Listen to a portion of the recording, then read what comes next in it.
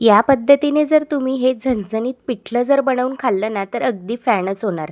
नेहमीच बनवायला सांगणार आणि ज्यांच्याकडून तुम्हाला हे बनवून खायचं आहे ना, त्यांना हा व्हिडिओ नक्कीच शेअर करा. अगदी झणझणीत, चटपटीत, अगदी छान असं आज आपण हे पिठलं बनवलेलं आहे, जे सगळे अगदी आवडीनेच खातील. चला तर मग आता रेसिपी बघूया.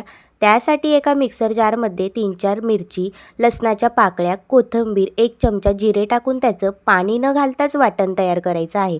आज आपण हे पिठलं तव्यावर बनवणार आहोत. त्यासाठी आपण तवा तापायला ठेवला. त्यामध्ये 3 पळी तेल टाकून घेतलं.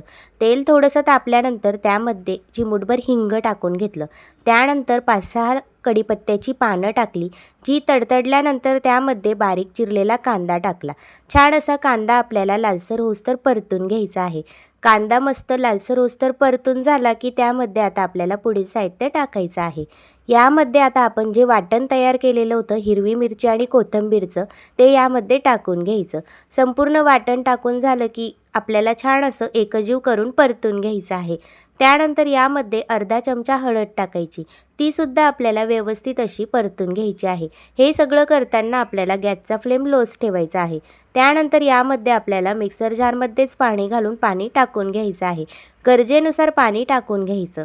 त्यानंतर सगळं एकजीव करायचं. गॅसचा फ्लेम वाढवायचा आणि मस्त खळखळीत उकळी आणून घ्यायची. उकळी आल्यानंतर चवीपुरता मीठ टाकून घ्यायचं. बघू शकता छान मस्त खळखळून उकळी आलेली आहे. त्यानंतर अर्धी वाटी बेसन पीठ घेतलेलं आहे. पाण्याला उकळी आल्यानंतर यामध्ये दाखवल्याप्रमाणेच आपल्याला थोडं थोडं एका हाताने पीठ टाकायचं आहे आणि दुसऱ्या हाताने लगेचच ढवळत जायचं आहे. अगदी छान पटकन असं ढवळून घ्यायचं, म्हणजे एकही गुठळ्या पडत नाही. अगदी अगदी स्मूथली असं आपलं हे बेसन पीठ व्यवस्थित मिक्स होतं आणि पिठलं छान असं स्मूथली बनतं.